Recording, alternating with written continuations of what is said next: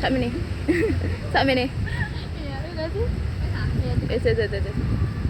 Cukup. Langsung tanya aja. Perkenalan. Ya. Assalamualaikum warahmatullahi wabarakatuh. Kenalkan, saya Angga.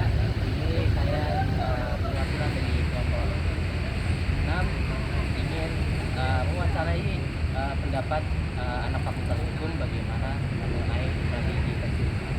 Sebelum itu, perkenalkan dulu nama Mas siapa? Oke, baik. Tadi dari pertanyaan ini, yaitu saya Ibrahim Subandro, biasa dipanggil Vito.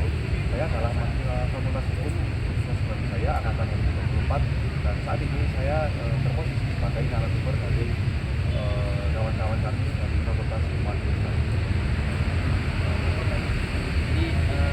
Jadi saya pertama ini apa sih yang Mas ketahui tentang strategi dan lingkungan yang terjadi pada tahun 2022 dan bagaimana Mas itu mengetahui tentang Oke, baik. Tadi mengenai pengetahuan saya secara tragedi Kanjuruhan yang terjadi sudah hampir 3 tahun ya, karena sekarang kalau kita lihat kalender tahun 2025, jadi tragedi Kanjuruhan itu sebenarnya mulai dari kelompok supporter Arema FC, di mana mereka itu menyampaikan atau melakukan tindakan karena kekecewaan atau kesalahan dari kebanggaan mereka secara turun ke lapangan. Dan juga kalau kita lihat melalui video yang beredar, mereka tidak hanya turun ke lapangan, tapi mereka juga membuat aksi seperti melempari pemain dengan botol, lalu membuat pada aparat, membuat fasilitas dan hal-hal lainnya. Nah, di samping itu juga bagaimana sih saya bisa mengetahui daripada informasi tersebut. Jadi pada waktu itu, kalau saya itu pukul 9 atau 10 malam ya, itu ketika laga sudah selesai, dan kebetulan saya juga nonton itu, waktu matchnya saya juga nonton.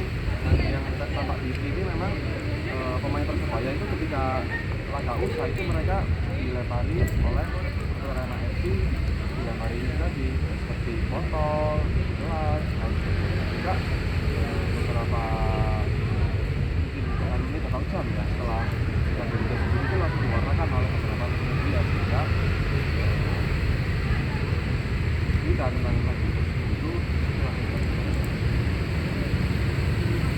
Lalu menurut Mas sendiri respon aparat keamanan yang terkait dalam Jadi mengenai tadi pihak keamanan ya Mas, yang Mas tanyakan itu bagaimana pendapat saya atas yang dilakukan oleh pihak keamanan untuk mengamankan supporter Arema FC yang tidak kondusif di lapangan dan juga tidak kondusif ya. Jadi memang benar, selain kesalahan dari kelompok supporter itu, saya juga melihat bahwasannya dari pihak pengamanan ini maupun dari aparat Polri atau panitia penyelenggara acara dan juga PT Liga Indonesia Baru itu mereka juga punya andil kesalahan. Dan kalau kita melihat bagaimana cara aparat keamanan ini menertibkan dari situasi yang sudah tidak kondusif, itu saya rasa itu memang sangat-sangat salah sekali. Bagaimana kemudian gas air mata yang bahkan juga gas air matanya itu sudah tidak layak pakai ya Mas, ya. Kalau misalkan masih dan itu sebenarnya gas air matanya itu juga sudah tidak layak pakai, dan juga itu secara serta-merta oleh aparat yaitu Polri itu dilemparkan kepada tribun penonton yang menyebabkan penonton ini tidak kondusif, serta mereka menimbulkan panik itu tadi yang membuat suasana seperti itu. Dan di samping itu juga pihak keamanan itu entah mengapa apa yang ada dalam pikiran mereka justru menutup gerbang, di mana hal itu menyebabkan kesan-kesakan dan juga kemudian menimbulkan korban nyawa. Jadi memang langkah yang mereka lakukan itu sangat tidak dapat sama sekali. Seperti itu. lalu dampak yang di bagian sendiri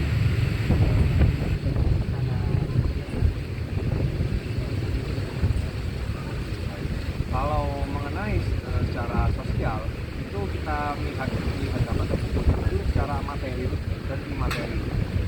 secara imateri ini apa? Yaitu ya kerugian secara kebudayaan, kerugian secara uang atau hal-hal yang bisa kita lihat, dan juga ada kerugian secara imateri. Imateri itu merupakan kebalikan dari yang saya jelaskan tadi, seperti merekatnya nyawa, sehingga karena merekatnya nyawa ada katakanlah seorang ayah yang meninggal, karena meninggalnya seorang ayah, suatu keluarga itu tidak ada yang menafkahi. Nah itu merupakan kerugian dari imateri.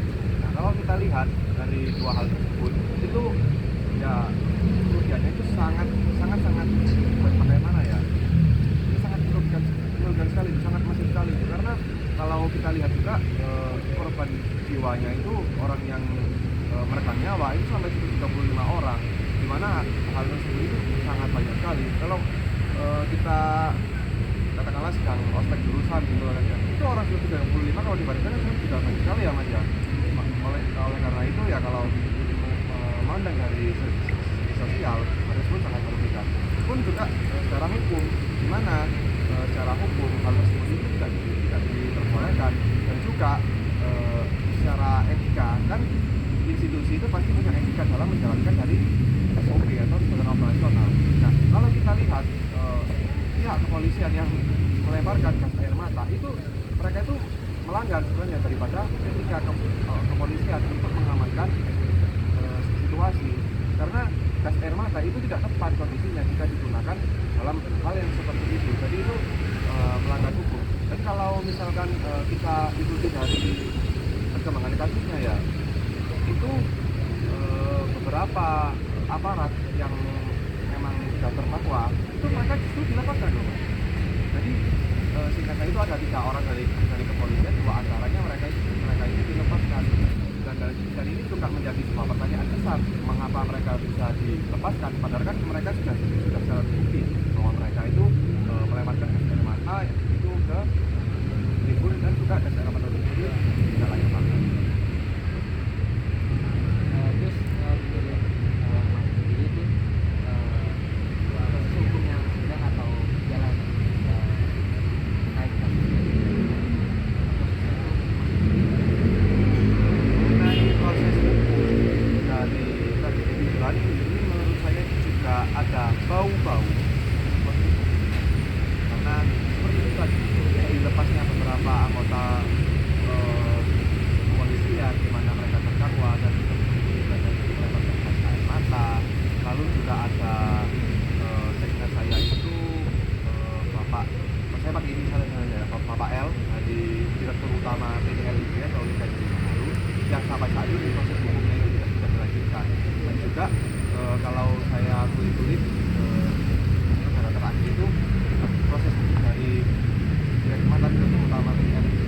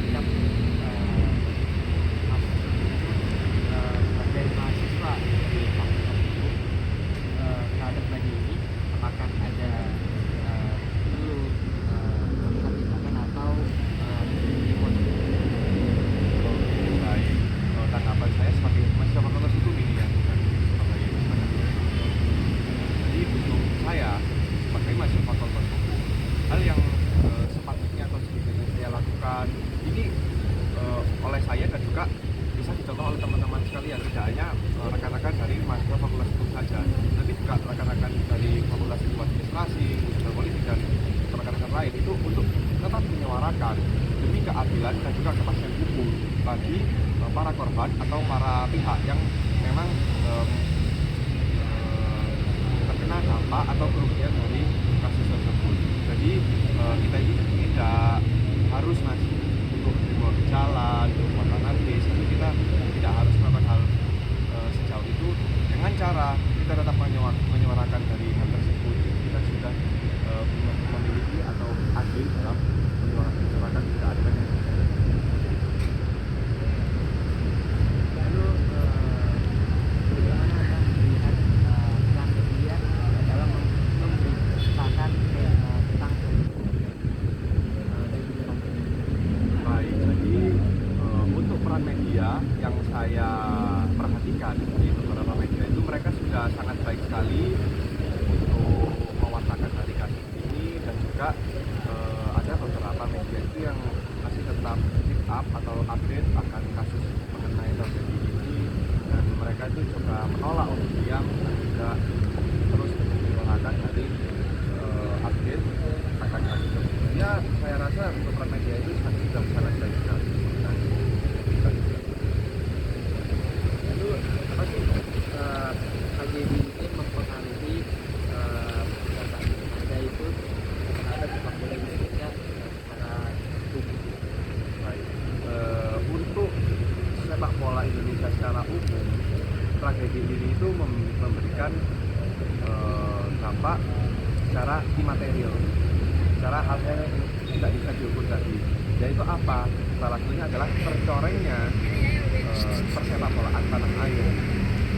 Akan terjadinya hal tersebut atau karena terjadinya hal tersebut, pasti orang-orang dari Indonesia atau pihak dari luar, orang-orang asing, mereka kan sudah berpendapat bahwasanya tidak hanya sepak bola tapi juga hukum di Indonesia ini tidak berjalan seperti tujuan dari ini, dan juga sepak bola tanah air. Pasti mereka itu mengejar bahwasanya supporter Indonesia itu kualitasnya masih kualitas katakanlah perharian atau tidak terdidik. Jadi memang yang sangat berpengaruh dari pihak luar terhadap sepak bola tanah air itu yaitu menjadi materi berupa tercorengnya persepak bolaan. Lalu pertanyaan terakhir, maka itu apa sih harapan Mas?